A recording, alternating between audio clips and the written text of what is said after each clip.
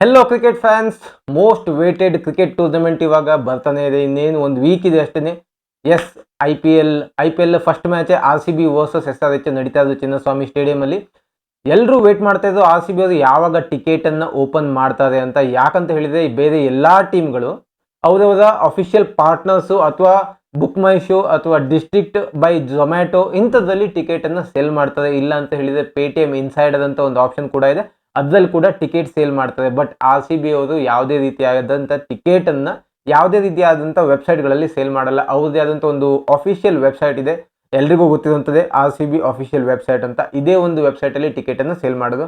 100% ಯಾವ ನನ್ನ ಮಗನಿಗೂ ಟಿಕೆಟ್ ಸಿಗಲ್ಲ, ತಲೆನೇ ಕೆಡಿಸ್ಕೋಬೇಡಿ, ಟಿಕೆಟ್ ಬುಕ್ ಮಾಡಬೇಕು ಅಂತ ಹೋದ್ರೆ ಟಿಕೆಟ್ ಸಿಗಲ್ಲ. ಆದ್ರೂ ಈ ಸಲ ಟಿಕೆಟ್ ಬುಕ್ ಮಾಡಿದ್ರೆ ಏನೆಲ್ಲ ಫೆಸಿಲಿಟೀಸ್ ಇದೆ ಅಂತ RCB ಅವರು ಅವರ ಅಫಿಷಿಯಲ್ ಪೇಜಲ್ಲಿ ಅನೌನ್ಸ್ ಮಾಡಿದ್ದಾರೆ. ಈ ಯಾರಿಗಾದ್ರೂ ಅದ್ರ ಬಗ್ಗೆ ಗೊತ್ತಿಲ್ಲ ಅಥವಾ ಅದ್ರ ಬಗ್ಗೆ ಐಡಿಯಾಸ್ ಇಲ್ಲ, ಏನು ಅದು ನಿಜವಾಗ್ಲೂ ಹೌದಾ ಅಲ್ಲ ಅಂತ ಇದ್ರೆ ಈ ಒಂದು ವಿಡಿಯೋನ ಎಲ್ಲೂ ಸ್ಕಿಪ್ ಮಾಡ್ದೇನೆ ಈ ವಿಡಿಯೋನ ಕಂಪ್ಲೀಟ್ ಆಗಿ ನೋಡಿ, ಯಾಕಂದ್ರೆ ನಾನು ಆ ಒಂದು ಮಾಹಿತಿನ ಕೊಡ್ತಾ ಇದ್ದೀನಿ. ಸೊ RCB ಟಿಕೆಟು ಅವರ ಅಫಿಷಿಯಲ್ ವೆಬ್ಸೈಟಲ್ಲಿ ಬಿಟ್ಟು ಮತ್ತೆ ಎಲ್ಲೂ ನಿಮ್ಗೆ ಸಿಗಲ್ಲ.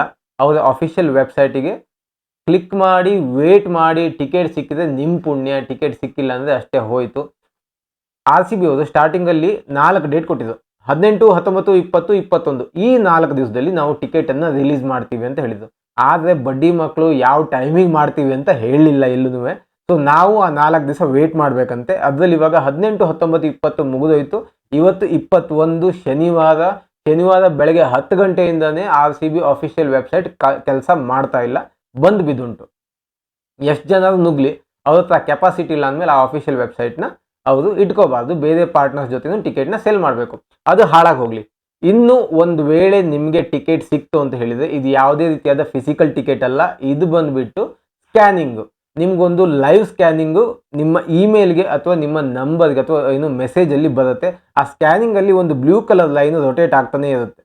ಸೊ ನೀವು ಯಾವುದೇ ರೀತಿಯಾದಂಥ ಟಿಕೆಟನ್ನು ಅಥವಾ ಫಿಸಿಕಲ್ ಟಿಕೆಟನ್ನು ಬ್ಲ್ಯಾಕಲ್ಲಿ ತೊಗೋತೀವಿ ಅಂತ ಹೇಳಿದರೆ ಮುಂಡ ಮುಚ್ಕೊಂಡು ಹೋಗುತ್ತೆ, ನೀವು ತೊಗೋಬೇಡಿ. ನೀವು ಅಫಿಷಿಯಲ್ ವೆಬ್ಸೈಟಲ್ಲೇ ತೊಗೋಬೇಕು. ಇಲ್ಲ ಅಂತ ಹೇಳಿದರೆ ಟಿಕೆಟ್ ಯಾರು ಆಲ್ರೆಡಿ ಬುಕ್ ಮಾಡಿರ್ತಾರಲ್ಲ ಅವರ ಲಾಗಿನ್ನಿಂದನೇ ನೀವು ಚಿನ್ನಸ್ವಾಮಿ ಸ್ಟೇಡಿಯಂಗೆ ಹೋಗಿ ಅವರ ಲಾಗಿನ್ನನ್ನೇ ನಿಮ್ಮ ಮೊಬೈಲಲ್ಲಿ ಹಾಕಿ ಆವಾಗ ಲೈವ್ ಟಿಕೆಟ್ ಬಂದಾಗ ಮಾತ್ರ ಅದನ್ನು ತೋರಿಸ್ಬೋದು. ಇಲ್ಲ ಸ್ಕ್ರೀನ್ಶಾಟ್ ತೊಗೊಂಡು ನಾನು ಹೋಗ್ತೀನಿ ಅಂದರೆ ಆಗಲ್ಲ. ಟಿಕೆಟ್ ಮೇಲ್ಗಡೆ ಬ್ಲೂ ಲೈನು ರೊಟೇಟ್ ಆಗ್ತಾನೆ ಇರಬೇಕು, ಅದು ಲೈವ್ ಟಿಕೆಟ್ ಅಂತ ಹೇಳ್ತಾರೆ. ಒಂದು ವೇಳೆ ನಿಮ್ಗೆ ಆ ಟಿಕೆಟ್ ಸಿಕ್ತು ಅಂತ ಹೇಳಿದರೆ ಮೆಟ್ರೋ ನಿಮಗೆ ಕಬ್ಬನ್ ಪಾರ್ಕ್ವರೆಗೇನು ಫ್ರೀ ಆಗಿರುತ್ತೆ.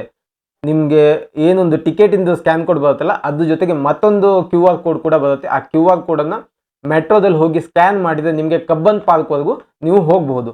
ಇಲ್ಲ ನಾನು ಪರ್ಸ್ನಲ್ ವೆಹಿಕಲಲ್ಲಿ ಹೋಗ್ತೀನಿ, ನಾನು ಬೈಕಲ್ಲಿ ಹೋಗ್ತೀನಿ, ಇಲ್ಲ ನಾನು ಕಾರಲ್ಲಿ ಹೋಗ್ತೀನಿ ಅಂತ ಹೇಳಿದರೆ ನಿಮಗೆ ಫ್ರೀ ಪಾರ್ಕಿಂಗ್ ಅಂತ ಒಂದು ಆಪ್ಷನ್ ಕೂಡ ಉಂಟು. ಅದನ್ನು ನೀವು ಬುಕ್ ಮಾಡಬೇಕು. ಅದನ್ನು ಬುಕ್ ಮಾಡಿದರೆ ನಿಮಗೆ 4 ಜಾಗದಲ್ಲಿ ಪಾರ್ಕಿಂಗ್ ಕೊಡ್ತೇವೆ. ಒಂದು ಗರುಡ ಮಾಲು, ಮತ್ತೊಂದು ಯಾವುದು ಸೆಂಟ್ ಜೋಸೆಫ್ ಕಾಲೇಜು, ಮತ್ತೊಂದು ಸೆಂಟ್ ಜೋಸೆಫ್ ಏನದು ಇಂಡಿಯನ್ ಕಾಲೇಜ್ ಅಂತ. ಅದಾದಮೇಲೆ ಕಬ್ಬನ್ ಪಾರ್ಕು, ಅಲ್ಲಿ ಈ ಥರದ ಕಬ್ಬನ್ ಪಾರ್ಕು, ಮತ್ತೊಂದು ಯಾವುದೋ ಮಾಲ್ ಅಂತ ಹಾಕಿದ್ದಾರೆ.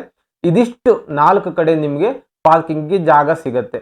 ಅಲ್ಲ, ಪಾರ್ಕಿಂಗ್ ಮಾಡಿ ನಡ್ಕೊಂಡು ಹೋಗ್ಬೇಕಲ್ಲಪ್ಪ ಸ್ಟೇಡಿಯಂ ತನಕ ಅಂತ ಹೇಳೋದಿದ್ರೆ, ಪಾರ್ಕಿಂಗ್ ಮಾಡಿ ಸ್ಟೇಡಿಯಂ ಹೋಗೋವರೆಗೂ ನಿಮಗೆ ಒಂದು ಶಟಲ್ ಬಸ್ ಅಂತ ಬಿಟ್ಟಿರ್ತದೆ. ಶಟಲ್ ಬಸ್ ಅಂತ ಹೇಳಿದರೆ ಪಾರ್ಕಿಂಗ್ ಝೋನ್ ಎಲ್ಲೆಲ್ಲಿ ಕೊಟ್ಟಿದ್ದರಲ್ಲ ಈ 4 ಪಾರ್ಕಿಂಗ್ ಝೋನಲ್ಲಿ ಬಸ್ಗಳು ನಿಂತಿರ್ತವೆ. ಆ ಬಸ್ ನೀವು ಹತ್ಕೊಂಡ್ರೆ ಸಾಕು, ಸೀದಾ ತಗೊಂಡೋಗಿ ಸ್ಟೇಡಿಯಂ ಗೇಟ್ ಮುಂದೆ ನಿಮಗೆ ಬಿಡುತ್ತೆ. ಸ್ಟೇಡಿಯಂ ಹತ್ರ ಬಿಟ್ಟ ತಕ್ಷಣ ನಿಮ್ಮ ಗೇಟನ್ನು ನೀವು ಹುಡ್ಕೋಬೇಕು. ಒಂದು ಸರೌಂಡು ಆರಾಮಾಗಿ ವಾಕ್ ಮಾಡ್ಬೋದು.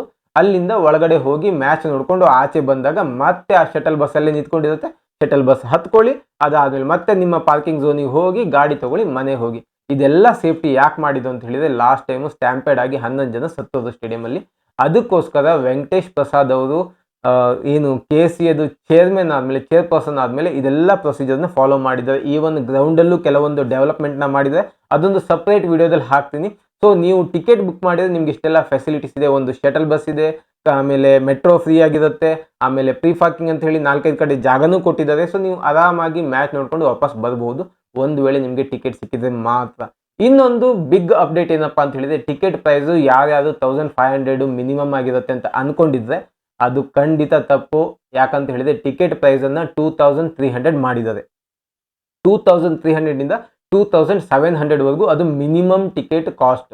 ಅದಾದಮೇಲೆ ನಿಮಗೆ 25,000 VIP ಟಿಕೆಟ್ ತನಕನೂ ಇದೆ. ಅದರಲ್ಲಿ ಊಟ ಎಣ್ಣೆ ಎಲ್ಲ ಫ್ರೀಯಾಗಿ ಸಿಗುತ್ತೆ. ಬಟ್ ಅದರಲ್ಲಿ ಯಾರು ಹೋಗಲ್ಲ, ಮಿನಿಮಮ್ ಪ್ರೈಸ್ ಟಿಕೆಟ್ಗೆ ಜನ ಚೆಕ್ ಮಾಡೋದು. ಸೊ ನೀವು ಮಿನಿಮಮ್ ಟಿಕೆಟನ್ನು ತಗೋಬೇಕು ಅಂತ ಹೇಳಿದರೆ 2300 ಇಲ್ಲ 2700 ತನಕ ನಿಮಗೆ ಸಿಗುತ್ತೆ. ಅದ್ರ ಜೊತೆಗೆ ಬುಕ್ಕಿಂಗ್ ಚಾರ್ಜಸ್ ಕೂಡ ಹಾಕ್ತಾರೆ. ಈಗ ನಾನು ನೋಡಿರೋದು ಆರ್ ಸಿ ಬಿ ವೆಬ್ಸೈಟಲ್ಲಿ ಏನು ಟಿಕೆಟ್ ಬಂದಿಲ್ಲ, ಸೊ ನನಗೆ ಗೊತ್ತಿಲ್ಲ ಬುಕಿಂಗ್ ಚಾರ್ಜಸ್ ಎಷ್ಟು ಅಂತ ಹೇಳಿ. ಬುಕ್ ಮೈ ಶೋ ಅಥವಾ ಡಿಸ್ಟ್ರಿಕ್ಟ್ ಅಂತ ಹೇಳಿ ಒಂದು ಆ್ಯಪ್ ಇದೆ, ಅದರಲ್ಲಿ ಬೇರೆ ಟೀಮಿನ ಟಿಕೆಟನ್ನು ಬುಕ್ ಮಾಡಲಿಕ್ಕೆ ಹೋದಾಗ ನನಗೆ ತೋರಿಸಿದ್ದು 630 ರುಪೀಸು ಬುಕಿಂಗ್ ಚಾರ್ಜಸ್ ಅಂತ. ಇನ್ನು ಆರ್ ಸಿ ಬಿದು 2300 ಬುಕಿಂಗ್ ಚಾರ್ಜಸ್ ಆದರೆ, ಲೈಕ್ ಟಿಕೆಟ್ ಪ್ರೈಸ್ ಆದರೆ, ಅದ್ರ ಜೊತೆಗೆ CGST SGST ಅಂತ ಹೇಳಿ GST ಚಾರ್ಜಸ್ನ ಕೂಡ ಆ್ಯಡ್ ಮಾಡ್ತಾರೆ. ಯಾಕಂದರೆ ಇದು ಏನು ನಮ್ಮದು ಶೋಕಿಗಾಗಿ ನೋಡ್ತಾ ಇರೋದು, ನಮ್ದು ಏನದು ನೆಸೆಸಿಟಿ ಇಲ್ಲ, ಎಸೆನ್ಷಿಯಲ್ ಅಲ್ಲ ಅದು. ಸೊ ನಮಗೆ ಬೇಕು ಅಂತ ಹೋಗಿ ನೋಡ್ತಾ ಇರೋದು ಎಂಟರ್ಟೈನ್ಮೆಂಟಿಗೆ ಸ್ವಲ್ಪ ಜಾಸ್ತಿನೇ ಟ್ಯಾಕ್ಸ್ ಇರುತ್ತೆ. ಸೊ ನಿಮಗೆ ಒಂದು ಟಿಕೆಟು 2300ಗೆ ಸೇಲ್ ಮಾಡ್ತಾಯಿದ್ರೆ ನಿಮ್ಮ ಕೈಗೆ ಬರೋ ತನಕ ಅದು 2550 2600 ರುಪೀಸ್ ಆಗಿರುತ್ತೆ ಒಂದು ಟಿಕೆಟ್ ಪ್ರೈಸ್. ಅದು ಯಾವ ಸ್ಟ್ಯಾಂಡು ಅಂತ ಇನ್ನೂ ಕೂಡ ಅದು ಇದು ಮಾಡಿಲ್ಲ. ಏನು ಒಂದು ಸೂಪರ್ ಫಾರ್ಮಾ ಅಂತ ಹೇಳಿ ಅಥವಾ ಸನ್ ಫಾರ್ಮಾ ಸ್ಟ್ಯಾಂಡ್ ಟಿಕೆಟ್ ಅಂತ ಹೇಳಿ ಬಿಟ್ಟಿದ್ದಾರೆ. ಸನ್ ಫಾರ್ಮಾ ಸ್ಟ್ಯಾಂಡ್ ಬಂದ್ಬಿಟ್ಟು ನಿಮಗೆ ಲಾಸ್ಟಲ್ಲಿ ಇರುತ್ತೆ, ಝೂಮ್ ಹಾಕಿ ನೋಡಬೇಕು, ಕಾಣಿಸುತ್ತೋ ಕಾಣಲ್ವೋ ಅದು ಡೆಫಿನೆಟ್ಲಿ ಗೊತ್ತಿಲ್ಲ. ಮುಂದೆ ಒಂದು ಡಿ ಕಾರ್ಪೊರೇಟ್ ಅಂತ ಒಂದು ಸ್ಟ್ಯಾಂಡ್ ಇದೆ. ಡಿ ಕಾರ್ಪೊರೇಟ್ ನಿಮಗೆ 2 ಸೈಡ್ ಸಿಗುತ್ತೆ, ಒಂದು ಆಪೋಸಿಟ್ ಮತ್ತು ಈ ಥರ ಆಪೋಸಿಟಲ್ಲಿ ಸಿಗುತ್ತೆ. ನಿಯರೆಸ್ಟ್ ಪಿಚ್ ಚೆನ್ನಾಗಿ ಕಾಣುತ್ತೆ, ಪ್ಲೇಯರ್ಸ್ನ ಚೆನ್ನಾಗಿ ನೋಡ್ಬೋದು. But D corporate last year ಅದೊಂದು 4500 ರುಪೀಸ್ನ ಟಿಕೆಟ್ ಇತ್ತು. ಈ ವರ್ಷ ಇನ್ನೂ ಜಾಸ್ತಿ ಆಗ್ಬೋದು, ಯಾಕಂದರೆ 1500 ಇರೋ ಟಿಕೆಟ್ನ 2300 ಸೇಲ್ ಮಾಡ್ತಾ ಇದ್ದಾರೆ ಅಂದರೆ 4500 ರುಪೀಸ್ ಟಿಕೆಟ್ ನಿಮ್ಗೆ ಒಂದು ಅರೌಂಡ್ 6500 ಈ ಥರ ಟಿಕೆಟ್ ಪ್ರೈಸ್ ಆಗೋ ಚಾನ್ಸಸ್ ಇದೆ.